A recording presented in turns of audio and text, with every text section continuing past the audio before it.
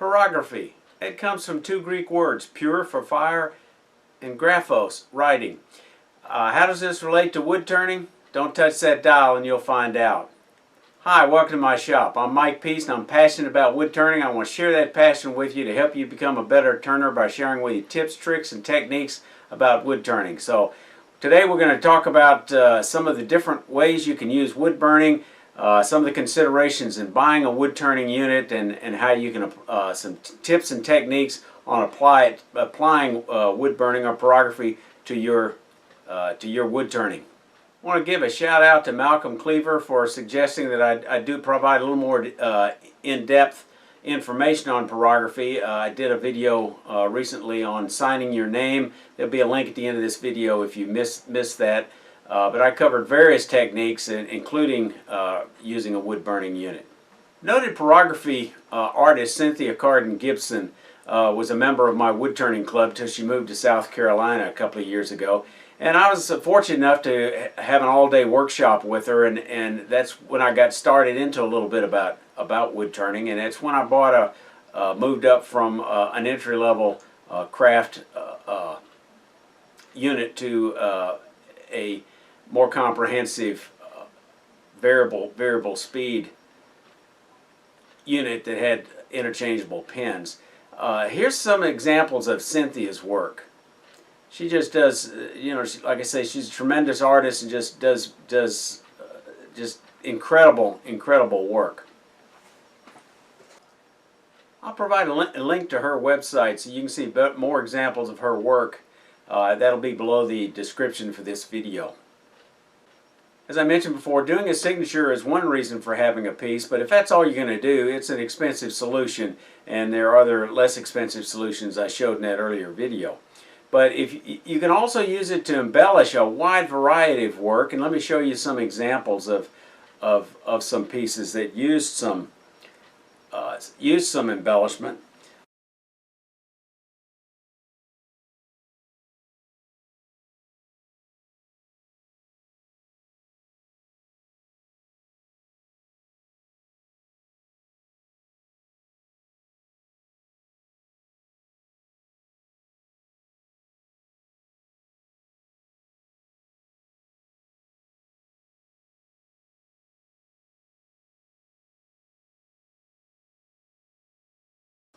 Patterns. I'm not an artist, and I'll never be an artist like Cynthia. I mean, when I started off, one of the hardest things I had was trying to figure out, well, what kind of pattern should I use? And I did a little research. I came up with a Pinterest board. I'll provide a link to that board again under the description of this video, where I save various Zentangle and doodling and other examples I see of other people's artistry on patterns that lend themselves to wood turning. Also on that board there's some examples of finials and shapes of wood turnings as well.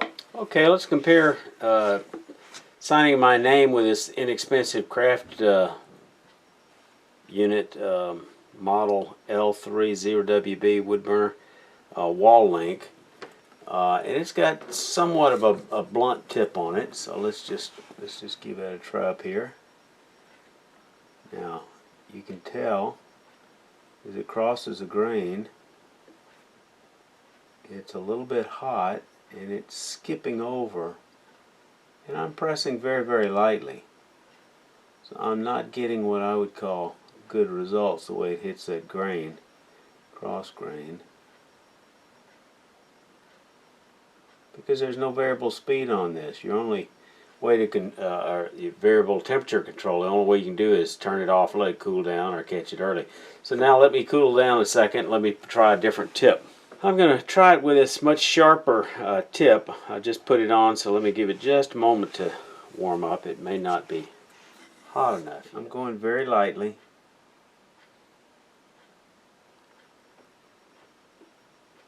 Problem with this, it hits this cross grain and it has a tendency to stick. So there's that one. Now let's try to compare and contrast that with my Optima unit. Alright, camera's turned off. Let me try it again. Again, this is somewhat awkward writing position due to the camera.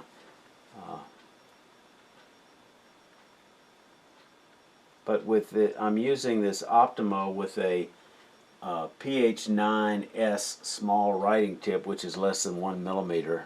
It's not a ball, but it does have a rounded point, and just I'm finding it's just a little bit smoother running over the grain.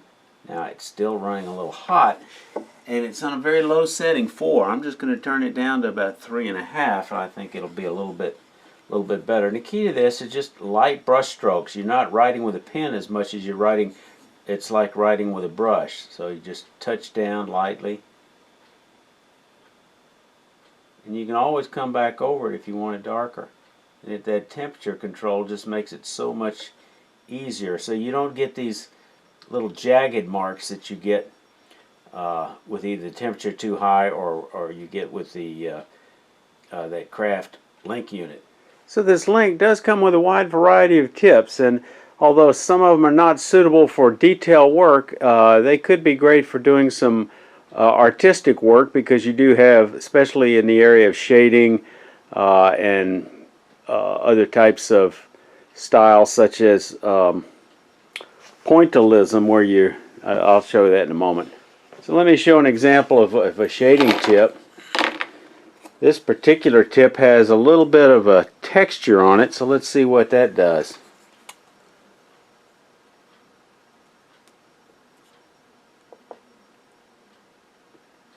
So that's an interesting way of doing it. There gives an example. You can also draw it out very lightly. You got to let it recover a little bit.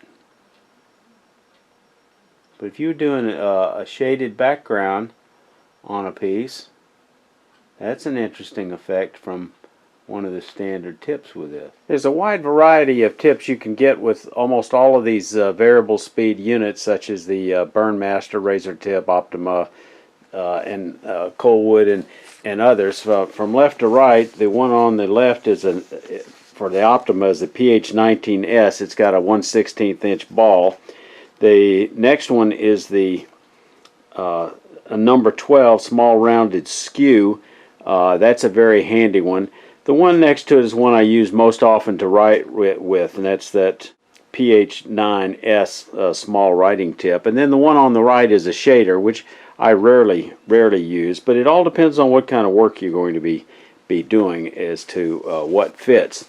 So if you want a low-cost entry point, this link is probably not a bad way to start. I have this on my Amazon shop, so I'll have you can go in there and look at that. I think they're about $22, something like that. But if you do want a little more control and you're going to be doing a wider variety of work, then a unit such as the Optima, there's any wide variety, but you need to plan on spending at least $100 for a single burner unit. The pens run anywhere, depending on the manufacturer, $20 to $30 each. I find that a single unit is really fine. It's rare that I'm using 2 pens, and if I do, it doesn't take much of an effort. You can change these pens out, turn it off. You don't need to have this cool down before you plug another pen in, so it's not like you need 5 chucks. It's not the same situation. You're going to have a temperature control. Typically they run from 1 to 10. You're going to change it in, I would suggest, only in about 10% units. In other words, no more than 1 unit from 3 to 4, let's say. I would start somewhere around 3 or 4 and experiment with it, see what kind of results you're getting on a test piece before you move it up, and then move it up only one unit at a time. This Optima unit is very similar to the Razor Tip. It uses the same type of construction size. The voltage uses a 2 volt. Some other units use 3 volts. And it is probably 20 to 30% cheaper than the Razor Tip. I've got a link underneath the description of this video to a terrific source that you really ought to read before you go buying a unit. There's a comparison chart in there by Nidra Dennison that's just excellent and give you lots of great information on comparing units and features. Let me show you just a few accessories that'll make your work a little wood turning work a little easier and a little safer. Starting off with a fan. Doesn't have to be a big fan like this, but having a fan that'll blow the fumes away from you is a great idea, because if you smell this stuff, or if you're burning, really get into it and spend hours doing this, smelling those fumes is just not good for your health. A couple of other items that can be handy. If you're doing this in your lap, for example, spreading it out over a white towel is a great idea. Irregular shaped items that you're going to be placing in your lap or on a table, it helps to have a sandbag. Thanks Don Lyons again for that, for sending me this sandbag as a weight, but it can also be used to hold irregular shaped items comfortably in your lap. Another couple of items, having a brass detail brush can be handy to brush away some of the flash or soot that might gather near the edge. Having a little piece of, I cut off an old end of a blue jean. When your tips are cool, just rubbing them a little bit to get some of that soot off is not a bad idea. Some folks say use a damp paper towel to wipe it down. You don't want to sand these, even with a 600 grit, because you're going to destroy the useful life of that ball or the tip after a while. It doesn't hurt though to use a leather strop to keep some of these things polished on, because it'll float over the wood much easier. Let me show you a couple of turning techniques. I say turning techniques, let's say burning techniques. Another very useful technique when you're starting off, get you a nice board and make a sample board. Divide it off into squares and practice some of the different patterns you're going to be using if you get into some type of artistic work. And an example of some of this might be on this chessboard that I did. I'll have a link to this, making this chessboard, but I used a technique called Zentangle, where you do a repetitive tangle, and I use that for each of the dark squares. As I was editing this video, I realized I'd done short shrift to just a really important component, and that's really talking about this Zentangle a little bit. I picked up this technique at a wood turning symposium at a demonstration by Dennis Liggett and his wife Kay, and she had this book and demonstrated this technique of doing these little patterns. And it's like, you know, I can't draw, I can't make a picture save my life, but I can do those little patterns. And so I picked up this book, and it's just been real helpful to me, and it's a lot of fun. One way you can support my channel, if you're interested in this technique and buying this book, this is one of the best ones out there. And believe me, I do a lot of research on stuff like that before I make a purchase. But I've got this on in my Amazon shop if you're interested in any small purchase. Supports my channel with a small commission. This is a very common technique called Pointillism, where basically, and I'm not going to use up this particular board, I'm just going to grab a piece of pine here, and I've got it turned up a little high, so I'm going to turn it down. It's where you just go down and make random patterns, and depending on how dense that pattern is, see if we can get a close-up of that. Here's an example of that. But depending on how dense and deep you burn these and how close you get them, it's a different form of texturing called Pointillism. I'm going to switch this control over to the small rounded skew. This is a great technique for making little hash marks or cross marks like that. Patterns like this. It'll take another moment to warm up. Think of this more as a paintbrush again, and not a pen. And just think of it as Cynthia Gibson has several different techniques. One of them is, think of it as an airplane landing and taking off, just with very light, delicate strokes. Some additional tips that Cynthia provides is work on a small area. That's why this sample board, to work on practicing your technique on developing a pattern, or work on small pieces Small pieces can be great examples, such as, you know, decorating an egg, for example. Or we did this in our class project, taking a little teacup and putting leaves on it. A good way to practice very small projects, and then work up to something larger. Here's some other examples we did. Actually, I had two classes with Cynthia. This was the first one, and then there's just any wide variety of patterns you can use.